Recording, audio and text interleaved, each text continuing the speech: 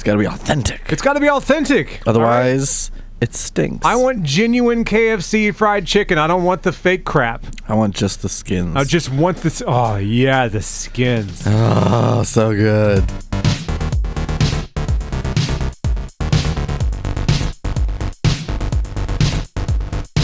Are you crispy or original recipe kind of guy? Original recipe.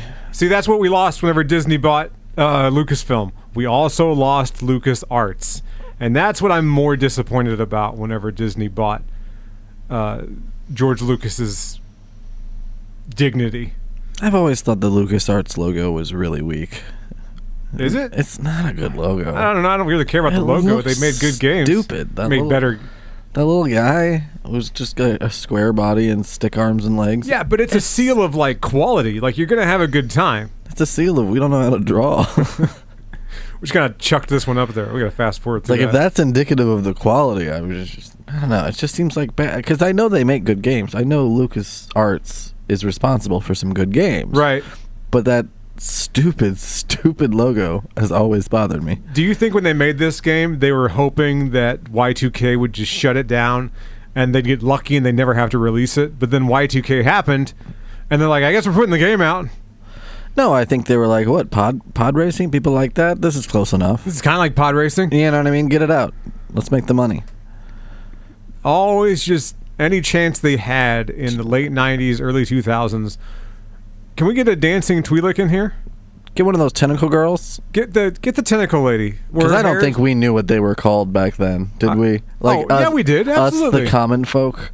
I knew what they were called. Okay, well, you were Googling different stuff than me. And then they're like, make her do a little extra. I could do a little cartwheel. Do some moves. Battle, tournament, high stakes, hunter droid.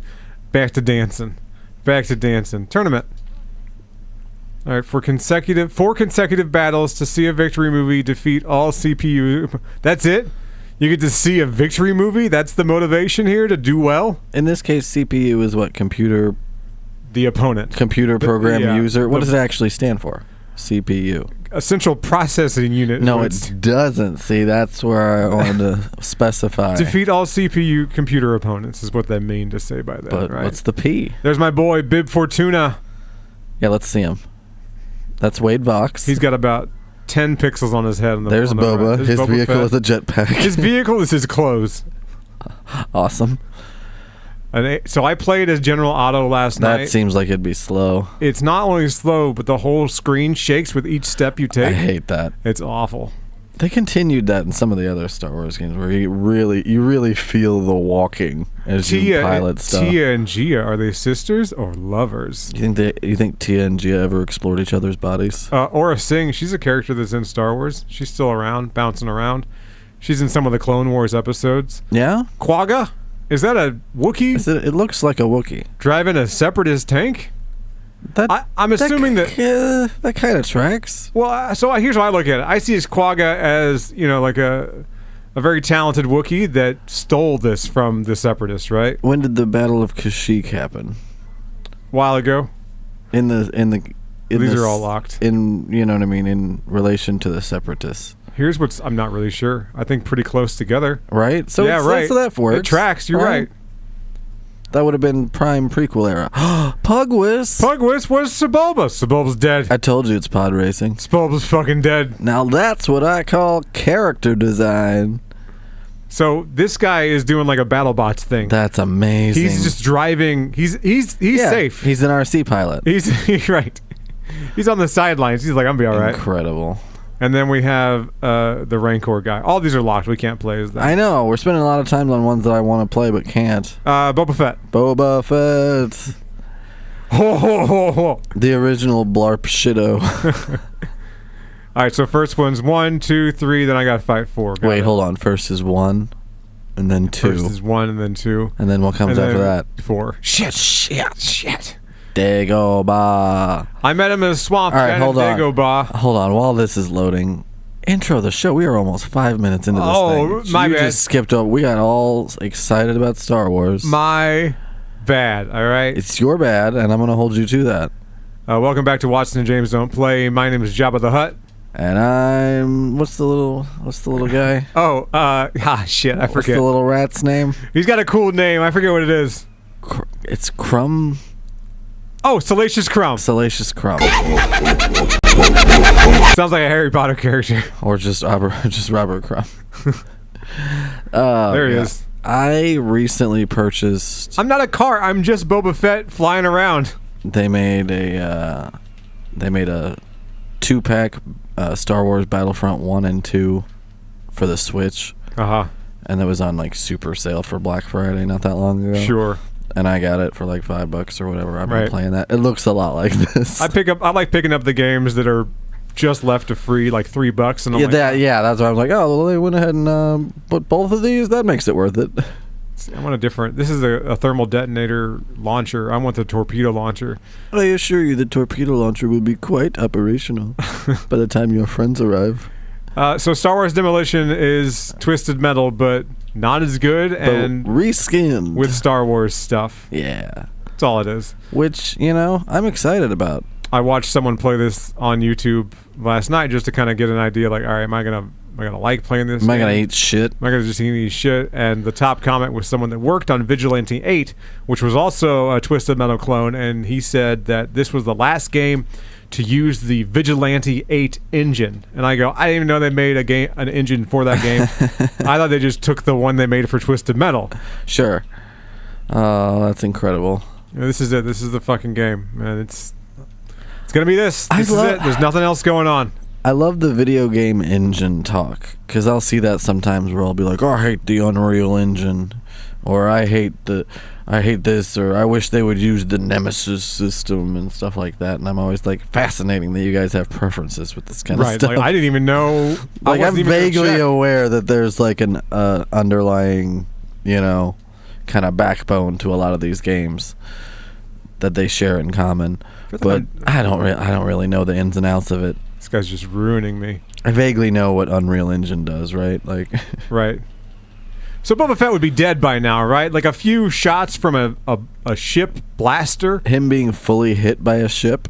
It would just explode, right? He'd just eat shit.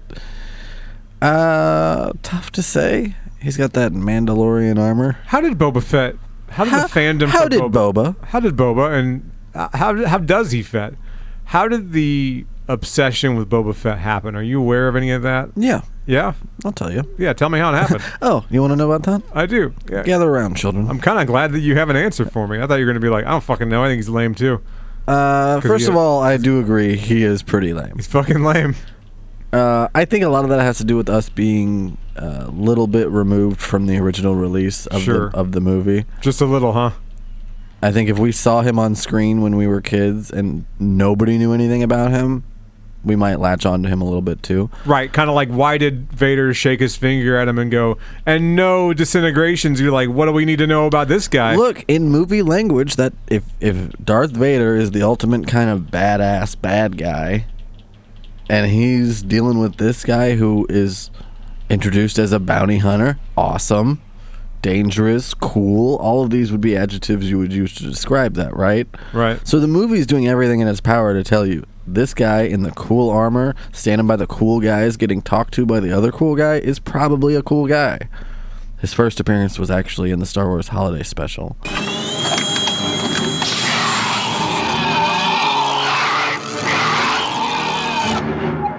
I did know that. Which is pretty funny. I like watching it. I know that we're supposed to It's an animated segment, all right? Right. I know we're supposed to hate that movie, but I think it's great. I vouch for that part. The unsubtitled stuff with the Wookiees, yeah, exactly. You could go past that.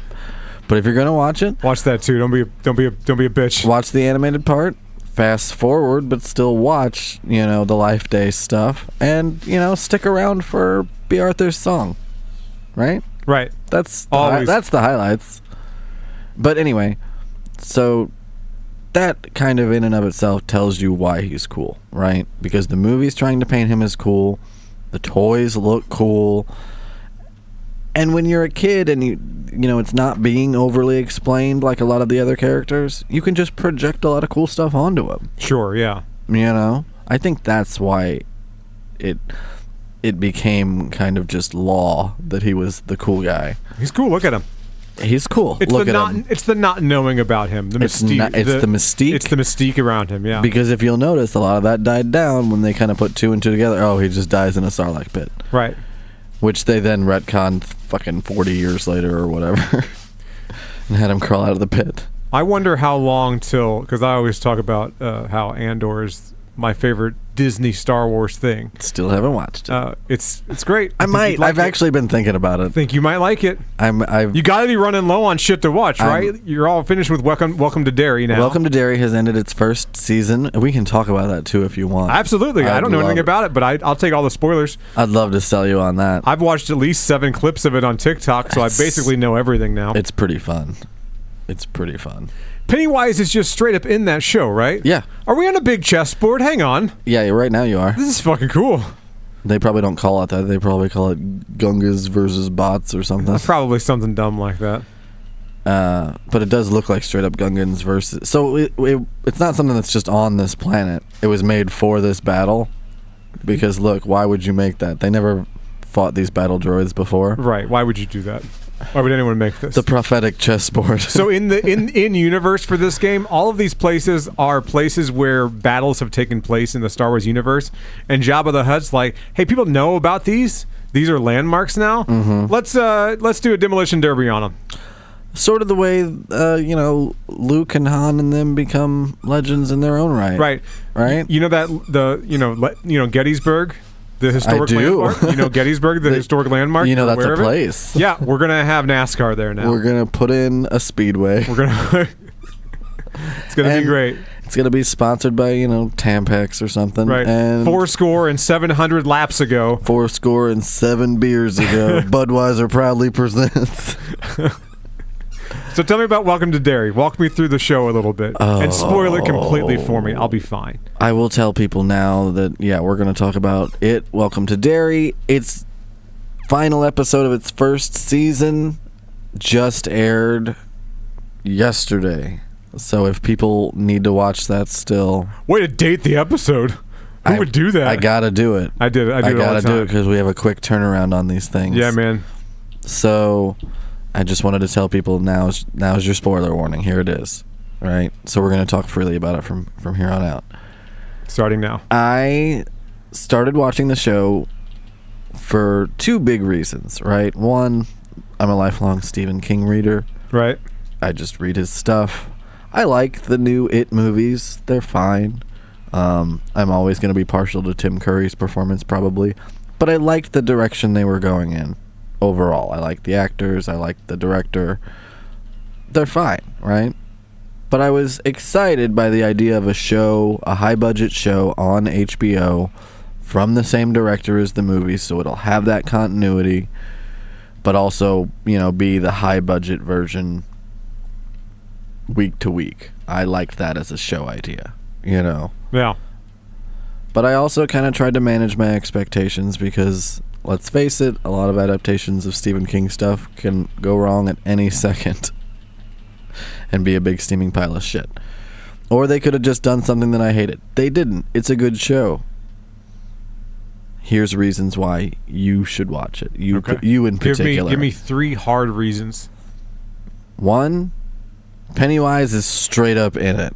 Right. The biggest thing they could have done wrong is...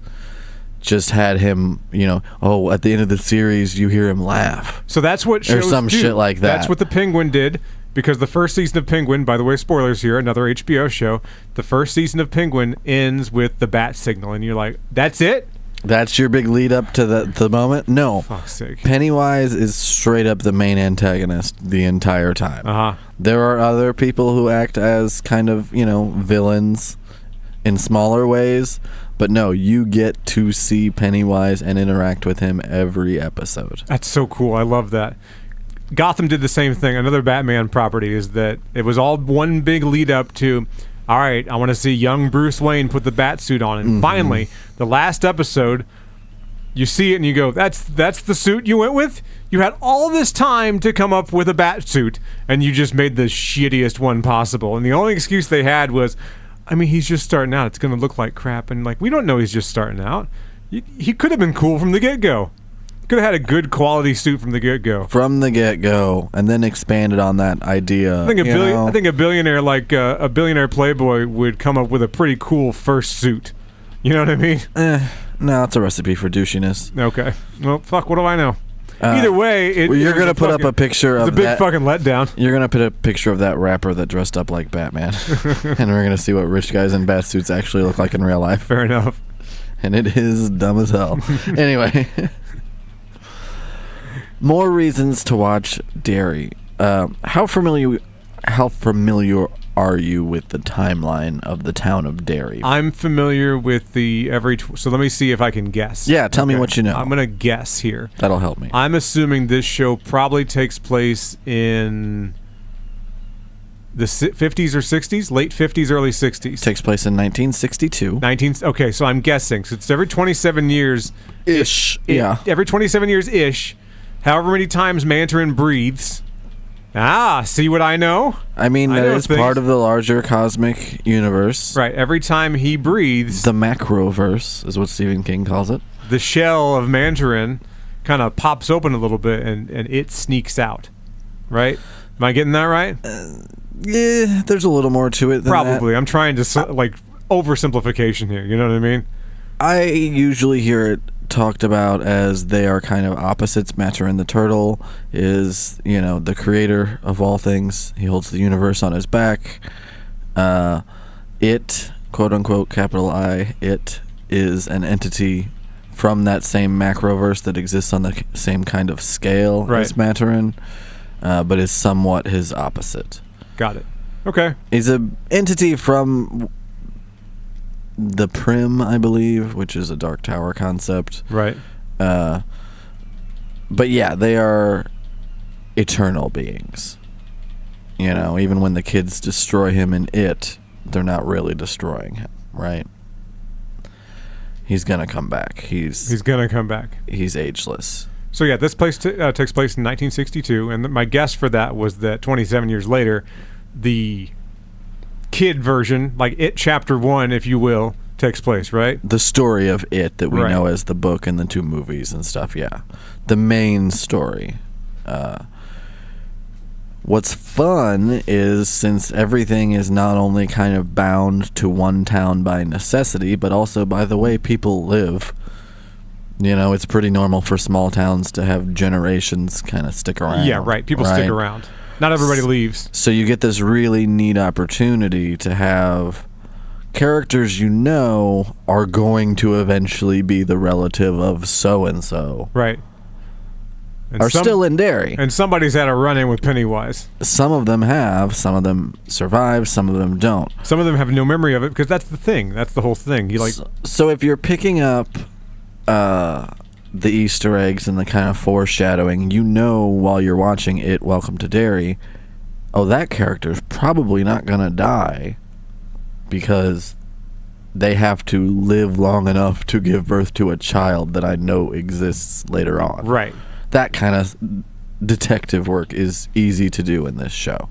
Which I don't think that does a disservice to the show. No, it's fun. It's a good thing. They do it well. You know what I mean? So by the end of episode 8, you're rooting for these characters as much as you would root for other characters from other stories, because they're much richer by being connected. Yeah. As well as introducing a few new characters. And taking a character from like a completely different Stephen King story. That's the thing that I would probably say would sell you on it the most, is the Dick Halloran part. Right, and I didn't know that he'd appear in the show, and that was the part that made me interested, because I feel like he got a raw deal in The Shining, the movie. Kubrick fucked him. Yeah. Kubrick absolutely fucked him. And that's one of the main reasons that I agree in large part with Stephen King, that The Shining movie is like a pretty car that doesn't have an engine in it. Hot take. Looks great, but just isn't the story. For sure. It isn't the story of The Shining. And I think that's fair to both people. You know what I mean? I think that's fair to say to Stephen King. Hey, he didn't do your story. But also, lighten up, Stevie. It's still a pretty good movie. Whoa, Sarlacc pit! Of course, Boba Fett gets eaten by the Sarlacc pit. Yeah, you really walked right into that one. Oh, dang it. That's the new version that has the beak. I don't like the beak. I I don't like it. don't like beaks. I don't like the beak. I don't like beaks in my Sarlacc pit. And when bounty hunters get sucked in there, they stay dead, goddammit. Right. Didn't crawl out. Anyway. With the Stephen King stuff, it's really, really well done. You can tell that it's been thought out in a way that's meant to be satisfying and not just, hey, did you see what we did there? Do you like it? Do you like it? That? Remember that? Cough, cough, Remember Stranger that? Things. Does anyone remember this? How about this? D&D? You like D&D? Because nerds are cool. Honestly, that's the other reason why I started watching Welcome to Derry, is because I knew people were going to be talking about Stranger Things because it's ending. And I'm like, that seems like it's for babies. I'm really hoping that this is going to be like a Star Wars Dune situation where I pick the good one. Oh, there's something. This is another show on HBO that I didn't get more than 2 episodes in, was the Dune series that they had on there. Dune Prophecy. Did you watch that? Did you like it? We've never talked about it. No, it kind of came and went. I was waiting for it to kind of all come out and see, and I took the lack of reaction as a bad reaction. Yeah. And just kind of didn't watch it. I might watch it. I don't know, man. I might watch it. It's got a guy from one of the actors in the Dune series on HBO was in another series that also got canceled. Now Dune has not been canceled yet. Right? Have they said they're making a second season, or is it just? I kind of doubt it. Yeah, like I said, it was kind of a flash in the pan. I don't think they. Look, they're building stuff out, and they were like, look, if this thing can support 3 movies, we probably want to give them time to do that, so let's get a TV show going to kind of keep interest going. I get the strategy, marketing-wise, but I don't know. I might just watch it because I'm a Dune fan, and any Dune content is good to me. What I was going to say, though, is that there's an actor from... deliver the final blow. He's all right. He's blowing up. I don't want to kill him the rest of the way. Actively blowing up. Sorry, what were you saying? Raised by Wolves got canceled on HBO Max. I liked that show. I liked that show a lot. I think we talked about it back when it was airing. It's a cool show. It's an ambitious show. Right. They're like, I'm surprised it got 2 seasons. Dude, when she just goes ape shit on that space station, it's fucking awesome. It's fucking sick, bro. Fucking sweet. Well, that's Sarlacc pit. I haven't watched that in a couple of years now, and I still think about ripping that eyeball out and stuff. Right. It's fucking dope. Some cool imagery, too. Do you recommend Welcome to Derry on HBO Max? I do. And here's a fun thing. You know how Dune called its shot, and when you went to theaters to see the first Dune movie, it said Part 1, and people were like, that's bold because you haven't been greenlit for Part 2 yet necessarily. They pretty much had, but it was like, they might pull out. Not officially, though. If it had tanked, they wouldn't have sunk more money into it. At the very end of Welcome to Derry, it says Part 1. You know. So you're like, all right, so you don't mean for this to be a mini-series. You don't mean for this to be over. You firmly intend to keep going with this, which is exciting. That being said, it is a very straightforward 8 episodes. They have a goal at a certain point, and then you will see if they can try to meet that goal by the end of the... You know what I mean? It's a standalone story in Derry in 1962. Right. You know? So even if they weren't ever to make any more, it would still be good and still connect to the movies and all that stuff. Now, back to what you were talking about with the every 27 years. Yeah, break that down for me. So if you watch... I'm killing it, by the way. Are you seeing this shit? You're doing great. I'm winning. I'm really proud of you. I never win. And Hoth is probably my favorite. Fuck yes. Battleground. It's just fun. A lot of good times playing Battlefront on Hoth. I like the part where they destroy the rebel base, and they're like, damn it, I missed them. The shield generator, just a little bit late. Even the shield generator. Vader's like, I'm going to choke out so many officials. So many officers are going down. Do you remember that? Going down. Do you remember the robot chicken bit they did? A horrible boss. Where the guy has to explain. He's like on the Death Star. He's one of the Imperial officers, and he's explaining how like Vader thinks he can choke people, so like play along. Oh yeah, for sure. He thinks he's doing something. That bit was so good. Go for Papa Palpatine. Oh jeez, he's crying. It's a good bit. It's still good. Also on HBO. You can watch it. You can watch that too. This episode brought to you by HBO. It's not porn. It's HBO. Isn't it Time Warner you started watching? Anyway. I think I'm going to win this one, guys. So in the book, since the book is like 1,100 pages, it has all... It's so fucking thick. ...kinds of time to talk about the history of the town in Derry. You get a little bit of that with Mike Hanlon, where he talks about doing research when the Losers Club is researching it. Uh-huh. And he talks about how there was a fire at this place called the Black Spot, which is like a place where the certain airmen on the local Derry Air Force Base would hang out. There's a big fire there. There's a big explosion at the Kitchener Iron Works on Easter Sunday when they're having an Easter egg hunt for all the kids in town. Kills a bunch of people. Hell yeah. And that's, if you'll remember, that's him putting together, like, see, these correspond to, like, every 27 or 28 years. This big events happen. He's putting it together. I understand. And they're putting it together. Yeah. So what's exciting is we got 1962. Spoiler alert, we get the fire at the Black Spot. It is one of the things that happens in It Welcome to Derry. Remember I said I was killing it? I'm not killing it anymore. You're surviving. I'm getting fucking stomped on by Rancor. And surviving. I'm just a guy, fellas. So people are already hypothesizing that in the next couple of seasons they could go back and do the Kitchener Ironwork explosion, which is hinted at in the opening credits of It Welcome to Derry. It's cartoon, but it's still like postcard looking, you know? Yeah. And they could go back and do like 1908 when another bad thing was supposed to happen. Like each season could be a different time period. I like that. That's a great idea. If they chose to do it, which would be really cool. Yeah. It would probably tell the most complete version you could. I don't want them to just do 1962 on through to 1988 to connect. Well, because they've already done it. Well, and we know what happens. We know it goes to sleep. Right. So I'd love for them to go back in time a little further and kind of keep intermingling. Right. Even if it's another season, go back 27 years from 1962. Because we'll see some of these same characters as kids then. What is it, like World War II and times? Stuff like that, you know? You know? I'm trying to think of when 27... What's 27 years before 1962? Working that out real quick. The 30s? Yeah, something like that. Something like that? Yeah, that'd be cool.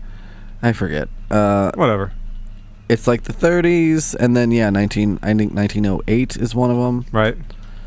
So, yeah, that all checks out. That lines up. Yeah. Don't math check. Don't fucking math check me. Don't fucking math check. I'm already embarrassed that I brought it up. No one embarrasses myself more than me. Myself. I think you would really like the Dick Halloran stuff because I think he's one and done for this season. That's you know fine. what I mean? Like yeah. I think his part of the story is done. I don't know what they're going to do for the next part of it. I have no idea. So here's a big Stephen King question for you because this has been very me interviewing you about your love of Stephen King. That's basically this episode, which is great. Do you think that... So they made Dr. Sleep, right?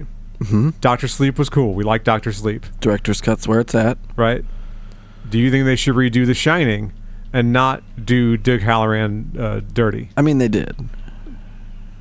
Did they? Yeah. They remade The Shining? I didn't know that. Stephen King. Shit. Did I miss that? Made The Shining TV miniseries. Oh, that pile of shit. I know what you're talking about. I forgot about that. And so, yeah, if you want to watch that, it's much more faithful to the book. Kid's mouth is hanging open the entire time. There's more croquet mallet play. Right. How could I like put that out of my mind? I forgot that happened. Most people did. Like, most people did. No offense to, like, Steven Weber or anybody else involved in it. The little kid they got for it's annoying. So I'm saying his mouth's just open. I know, he's like P. Diddy. His mouth just hangs open constantly. Fucking awful. Somewhere, someday, that kid's mouth's still agape. Just get him some chapstick, man. You know those lips are drying out. Right. It's got to be mouth breathing. Sucking air in there. God damn. Sucking down Darjeeling. So, yeah, if you want the closer to the book adaptation, it's there. I don't think we need to do anything with it now. I just don't think we need to remake much of anything. Yeah. This is why I like this show, because it's not remaking Not a remake, for sure. They remade it already. It's fine to play in other people's sandbox. It's fine. Right. I'm not saying every single thing out there needs to be brand spanking new. I like having reference points for the media I consume. Right. The Star Wars media that I enjoy is the Star Wars media that takes place in between the original movies. It's The Mandalorian. It's Rogue One. Right. It's Mandalorian slightly Andor. after. It's all that stuff. It's not necessarily when it takes place, but just in the world. Right. Just stuff that is not necessarily... Doesn't have to be Skywalker centric. Doesn't have to be Jedi related either. Right. Andor's great, and it has to do with the rebellion. Right. And there's tiny little bits here and there of like Force sensitivity spoken of. Right. But by and large, it's about the rebellion fighting the Empire. Remember how rare that's supposed to be, by the way, the Force sensitivity? It seems like every other fucking character is Force sensitive. Like, really? There's this many people that are Force sensitive? What about the normal people that just have to live in this world? I always thought the Jedi like scoured the galaxy and came up with a dozen kids. Right. Here's a dozen kids. We stole them from our parents. By the way, we're a cult. We're not that great. But turns out. Yeah, I think to sum up, Star Wars is getting a little worse and... you know, it getting a little better. But I've been working my way through the Star Wars VHS trilogy, and that is where it's at. I cannot recommend that enough. Find you a set of tapes, watch them, and you'll be like, this is good. This is good. And if you have HBO, pop on Welcome to Derry. I will tell you, some of the most fucked up shit that happens all season happens at the beginning of the first episode. Hell yeah. You'll know it when you see it. And if you go, that was too much... then tap out. That's fine. No shame. But this is a show that shows you who it is. Right. Immediately. Well, we got to get out of here. Watson's going to go put clown makeup on me, and we're going to pretend to be it together. Yeah, come back next week, and we'll decide which is the one true and correct religion. Hell All right, yeah. see you guys next time.